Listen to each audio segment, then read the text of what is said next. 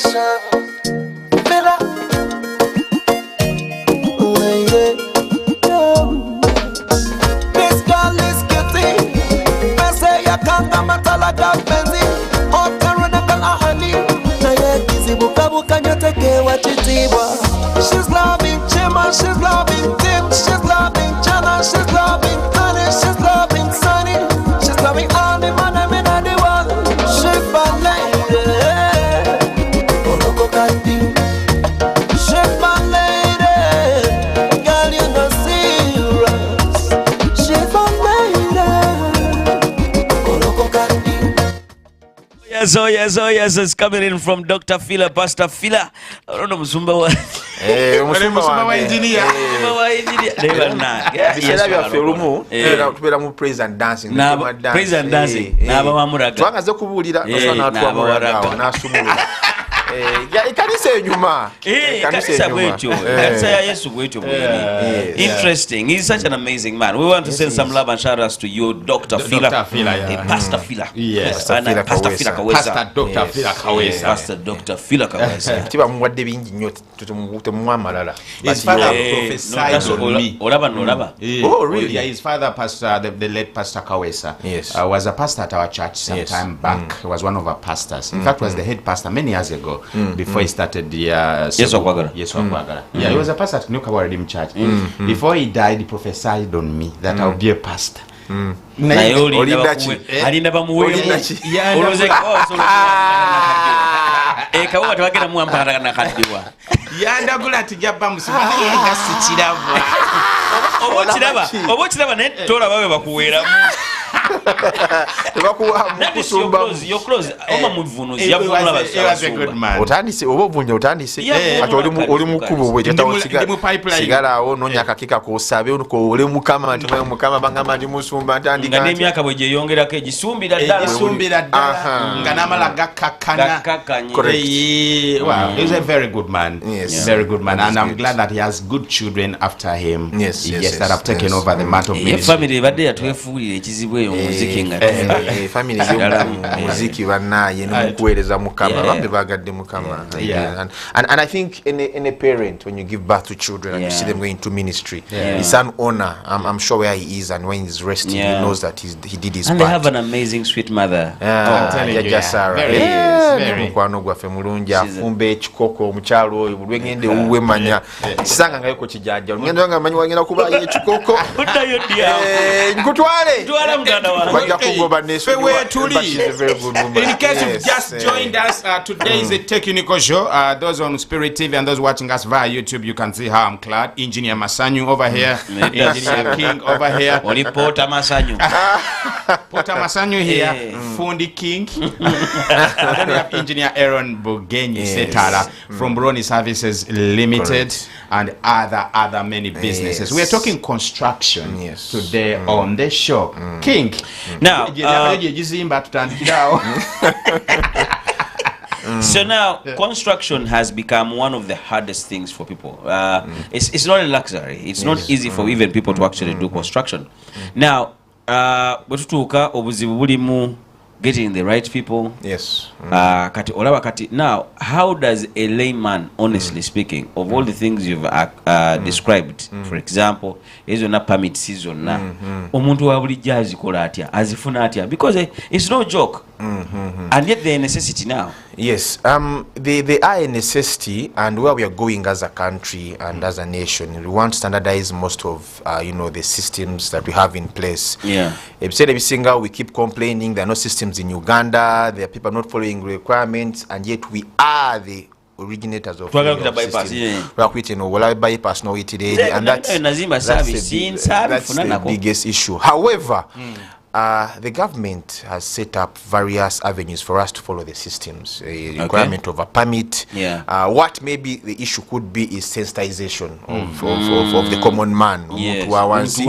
What do you need to do? And there are certain requirements. And the simpler one is get a civil engineer, get an engineer. He will know. So the beauty about engineering is that when we went to civil engineering, we were able to do various courses, including a bit of surveying, a bit of surveying. So if at a bare minimum you can't afford an architect, okay, and you think the cost of having an architect is quite high, get a civil engineer. The civil engineer will find a way of incorporating the requirement from an architect. We have with architects that we can consult, okay, and any engineer that is doing the right thing will have to consult an architect for their input in your structure. So while you're only paying the civil engineer, but he will consult an architect to give them the feel of how a beautiful building will be. Then we have what we call quantity surveyors. Anakubalira omusenyu, anakubalira biki, seminti, BTC, nabo tubetaga. So if you skip all these stages, you end up having a building, setting up a plan that is not, to the right standard. And there are 5 key requirements in construction that people oversee. One is cost, definitely. Sente. So one is cost. Let me first list these items. One is cost. Yes. The next thing is time. The other one is workmanship. Then we have materials, and then quality. Once a client gets these 5 things, cost, time, materials, workmanship, and quality, nabitegeera nti nno nfunira wa omuntu agenda okumpa essente zensobola okukozesa. How will I get someone who will deliver my building in this period of time based on my time? Abantu basinga byewola sente okuzimba. Ekizimba bwekirwawo, that means you're losing value for money. The other is workmanship. Ofunye fundi n'abaana abagenda okulenga bloka okuzimba nga bamanyi kye bakola. Ekyokusatu is quality of material. Materials nyingi nnyo. So ogula seminti ow'ebiri akanaana wawono w'esatu ekitundu. Ayina kuzimba nga takyawera. Ambuga n'ompima wenzo omugula n'ompima nga waguza kasawo kagundi kilogram 50 akalinga 43-44 bibiri mu market yaffe. So but the quality varies in terms of materials, even in terms of sand that we use, that we need to look at. Then we look at things concerning workmanship, how do you deliver a building, oli akubyata plaster, asizatya, a painting zatya. Bambi abana agenda ne bakola painting nabo baba bagenzi ne basoma. Omuntu agenda ngenda kola plumbing baba na kye basomye. So if we incorporate all these requirements, so a normal layman agalo okuzimba ayino kubanga ayino okwesiga. So we should learn to give professionals their jobs. Yes. The risk you run is what is the cost, what is the how can I afford this engineer or this architect etc. But get someone that fits within your budget. Someone fits within your budget, but don't miss that step of a professional. Okay, if you find engineer around very expensive, go to engineer Masanyu. Maybe you can afford him, but follow the requirement and you get something of value. Definitely. There's something that has just crossed my mind when it comes to building. Stages of building, because when people come to think of building, they think it is a very sophisticated project. Nemu society je tuba bagamba watandiswa okuzimba manye ekizibu ng'okuzimba. Phased building. Yes. So for instance, I've not built. If you met a person like me that has not built, that wants to start small, probably to put up a small building, a small house for my family, what would you advise me, given the fact that I have a low budget, but I want to build for my family and take them out of renting? Yes. Now, I'm going to say this and to rub off people the wrong way. Construction requires money, and if you're building for residential family, small family, mainly your family, okay, it is a good thing, but not necessarily wise to borrow money to put in a home. Enyumba gyogenda okuzimba eyawa kabali genda kuzza sente ekinene nnyo kyogenda okyendezaako rent gobadde osasula naye mba ngenda kuteekawo ekizimbe, let's say a commercial building that's going to fetch me money, pick up rent etc. That is different. So when I go and borrow money to build my home, it will probably take me 5 or 6 or let's say 10 months to finish. But the moment you pick money from a money lender, from the bank, from wherever, they start counting interest. So already you have pressure of finishing the building, you're paying interest, etc. So what you're required to do is to go through in terms of phases. Save your money, myonzi abiri, ove mutako kole design, ove mutako umuze. Save another maybe 20 or so, do the foundation, finish. Save another 15, do the walls. That way, you're not putting yourself under pressure, you're not paying off a loan. Okay, to finance the construction, and that's why people get it wrong. Nosanga nyumba jingide na yenga ali mu banja tanko kusasule banja, next thing you know you default, they're taking your house. However, for business people that are doing commercial buildings, those can actually pick up this money from banks. It's why, because even if bambala sente na agenda kumaliriza abantu basasule bayingire ekizimbe basasule renti sente zitanko komawo mpola mpola, and banks give this here. So I want people to know that you have to be wise enough in how you're funding your construction. Yes. But to answer your question, we have phases. The first phase is design phase. You get an architect, an engineer, draw the plans, have approvals. A phase negwa. We go to the foundation. Start the foundation or jimbo jimale egwe. Go to the walls in case it's a normal bungalow. Go to the walls or jimale. Do the roof. Okay, come back and start doing the plastering. Do the fast fix. Fast fix are the I'm going to quit a Masanyalaze pipes. Fast fix. Finish. Plaster the house. Go and buy sanitaries. A Ssetaala will take him. And there are people in Kampala here who have very nice things. You know, downtown there's a colleague of mine called Sake. I think it's called Senyimba Andrew. He's doing a lot of this. He's supplying, you know, houses, Minyolo, Ssetaala, locks, etc. PPE. So people are there, and even you know these people. You cannot get hardware. They can supply you. You can even go and sit with them and agree on a payment plan. Let me tell you, as long as someone is in the business of construction, I'm saying about what Masanyu, Semi to Kumabanja, and then we pay back slowly. Once you agree with the client who anga kusasula, and sasula send buli mwezi oguwe deko, umutaja kuwa material. All you need to have is a contract. Don't want contract. Get in place. Not all hardware nga muntu angonu yagendo kunsasula ngagendo muzimbira ne buli mwezi personal cent obesti netwe masho tukole kituzimbe. It's something that people need to understand. And also you can pay in installments yeah. Nosasula kwa hardware send. Not tell send kwa hardware botuka mumana nabangajayo. Yes ngajayo bala material kuyika. Kati nchikide muntu wa wansi batu basement nyino omusajja gwe nalaba. Taina bya kuzima na yenga tava ku site. Misana na chiro. You talked about time and you talked about material. Yes. Omuntu kati nga atandika okuzimba akayumba ke magezi kige wandi muwadde obutabbibwa ate obutamuyisaawo ne no butasula ku site. Honestly speaking minzo kubeera ku site munda baba zimba ndaba bazimba ngate kino kunonya sente. There is an untold rule. Yes. If you have a site ngabana tebalwana tebayomba kimu kitambula bulungi manya bali kubba Kademu. If you have a construction site, yes. Ngaleta cement, amuchanga, owastowa, ne engineer, tebalajana, tebayomba. They're always at peace. Somewhere, somehow, material. Maybe I could be wrong, but when you have a site, that should be a sign that something is probably going amiss. That need to play, and this happens on sites, and we sometimes we are a bit bad people. Aguze seminti oyina jana jawakasa ate babutwala babujjawo ekiro regulo. So what I advise people is that you usually have a store keeper that you trust, independent of the team that is constructing. Funa muntu family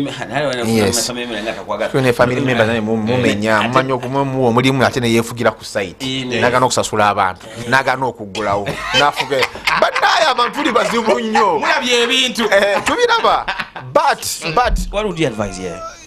You need to have independent people on site. One that does the procurement, one that mans the store, one that is leading the foreman. So they have groups. Okay, so if the foreman needs 10 bags of cement, store na kukwidesa ngapitaga obusa 10 on betfulo bufumye mu site bavude mu store bugenze ku site no manga you keep tracking etc.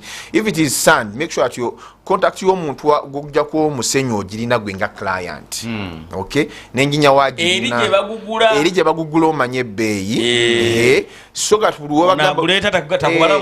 bagamba betaga yo musenyo nomwereza sede nga noliga mukira mbanga betaga wawereza gamba yimba wereza it just for you to keep, because you have to be involved. If this is your money, you have to be involved. You can't sit back and sip cola and wait for your bill to come up. You have to be involved to save yourself money. And yeah, so that's one of the ways. How do you help now? Because what if I don't want to be involved? I really, me myself, I never want to be involved. They are reputable companies, including Bugenyi Services Limited, that do some of this work. But also they are individuals that can afford. Then you have a consultant to come in to supervise the work on your behalf.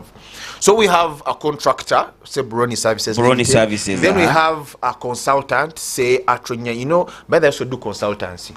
I work with Atronya and management. It used to be Mott McDonald Uganda. And then we branded to Atronya and management, where I serve as a technical lead, where we do consultancy, we manage projects, etc.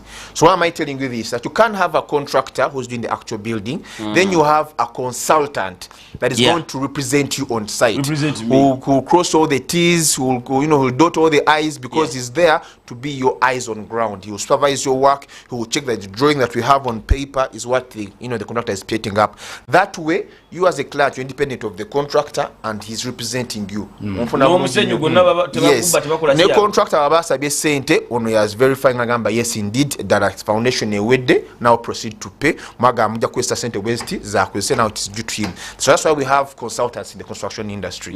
Okay, and if you look at, for example, government projects, we have consultants that are doing the design, then the contractor is doing the actual building. So even in homes, in churches, we can have those platforms where you have a consultant representing you, involved, supervising that works as well. Yeah, because honestly speaking, mulimu abantu kati kwanga webuza minister ajjaddi n'abeera ku site ugundi really kabaka mulamba bana ndi mubana musenyu ye consultant kati consultant wajira go wajira. Yes. Now ennaku zino okuzimba ku kalubamu omuntu asobola okwaccessinga ennyumba n'abeera nga alina ennyumba n'agisasula mpolampola nga mu mwagimala. Kituufu nnyo. So so many companies today are partnering with investors and even with banks and are setting up these buildings, and then all they are required is to get individuals who are interested in these buildings. They make a commitment fee, and then the banks or investors release money, and buildings come up. Then you start paying in installments. Okay, you start having a mortgage on Sulampola. These opportunities are there. Even as we're doing them at Bugenyi Services Limited. We agree on what on an approach, what you're willing to pay, what you pay over a period of time, then we start. Those avenues are there, people are doing them. I've seen so many around Kampala, even down here towards Kololo. I've seen several buildings coming. People have picked up, I've booked, and are paying slowly. I'm also doing that as well. So it's an opportunity that happens that people are doing through. Wow. On a lighter note, you a born again Christian. So you a believer. Yes, I am. Oli engineer. Correct. Zimbi ebizimbe bingi commercial buildings ato kyazimba. Yes sebo. Teri kizimbe kisobola kuggwa nga temusaze embuzi mu musingi nga temuyiye mu mu bantu tozimba nga konyo negwa nga temugisalidde embuzi tulina gisalira okulya ndiga musingi tulina gisalira okulya nga tusima omusingi nga tumaliriza. Is it true? Mbirabyeko Banai. So we invested time in going to school. Our parents paid for us. Okay, I want to be very honest. Be very honest. And by the way, the parents that are looking after their children, taking them to school, you don't go unnoticed. Your effort does not go in vain. Please keep it up. You wake up and go to school in class. You know time no time class, someone over you.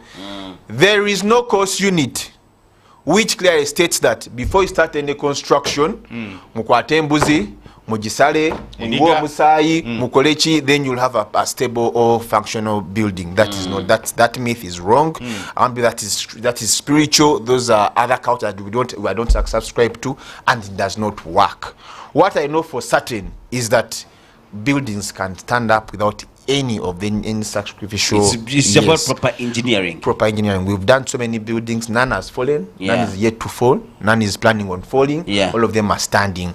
And this myth needs to be corrected. There's nothing like it's a requirement. It's a requirement. So I don't agree. I don't subscribe to it. However, in terms of death, we have what we call personal protective equipment. Ngabo yambade helmet yeyo, ngabo laba reflector boat, ngabo njikote ogiraba tuzambala.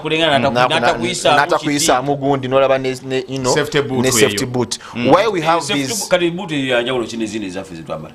Kakaje eno yangi nganze jenjagala, but there's so many safety boots on the market. Eno yangi jenkozesa. There's a colleague of mine tukulozi mbadi nzimbe nedale lwati najyo zanga nzijawa nena twebaza abaana batwoleza ku bintu byaffe bino wabichafuwala nga tulyo tukola. A colleague of mine is based in Texas. It's called James Chisto. In fact, recently he lost his dad. He buried last weekend. When I visited him, he bought me this pair of shoes as for my side. I used to have normal side shoes, and he bought me this pair, and I've had it for close to 3 years now. What's the difference between that and other pairs? This is metal. n'omupisako emmotoka nothing will happen. obugere bwonna ova ku site ng'obulina bulungi nnyo ate kati n'omusumali tegugiziikiriza tegulina ogunyako bulungi nnyo. And so why we have some of this equipment, why we ask our workers to wear this is to avoid accidents. You know, kubanga ose kubeerako emisumaali kubeerako amayinja oli ali waggulu ayinza okubanga nakyateekayo oba buloka nemusumatuka nekiya toyambadde helmet nekuba ku mutwe bulwadde n'okalirawo naye ne bagamba tubala twasalidde omuntu ku site kumbe just a normal PPE requirement, normal accident that we didn't prepare for. So we usually require that client, and sometimes of course it costs money to have this on site, and clients complain rachingula helmet rachingula ate nature client yalina okugula element ya inyumba oba tayagala kugigula nzasasula sente zange nze njigule kubanga ebyo kibaawo kizibu bagenda kukwata client nange bakwata engineer nanyini kizimbe n'engineer we share the loss. So to avoid all these things we put them in our quotations in what we call as preliminaries. Site store, site holding, okuzimba element zange muzisirika waawo tuzikuddiza oba ozeetaaga tweyanzege tukomewo. We help jumpstart your day like this. The wake up call.